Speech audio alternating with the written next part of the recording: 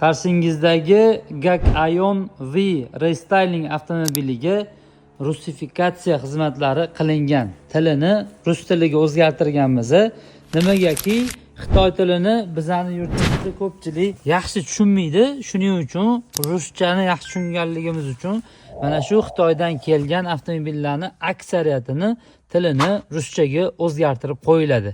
Yoki bo'lmasam ingliz tilini tushungan odamlar inglizchaga o'zgartirib qo'yiladi. Nima ishlar qilinganligi haqida hozir qisqacha to'xtalib o'tamiz.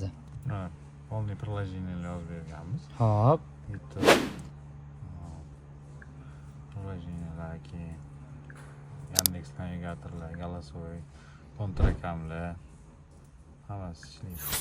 Tillari Ruschada. Xo'p. Hamma nastroyga ruschada. Deyarli barcha turdagi Xitoydan keltirilgan avtomobillarni tilini o'zgartirish imkoniyati bor.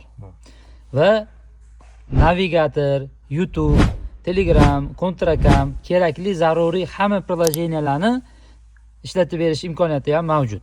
1 yil kafolati bilan chiroyli qilib bitkazib beriladi. Hammalarni ushbu xizmatlarga taklif qilamiz. Yana bitta mijozimizga qulaylik bo'lishi uchun ish bitdi, kuzatib boryapmiz. E'tibor uchun rahmat. Salomat bo'linglar.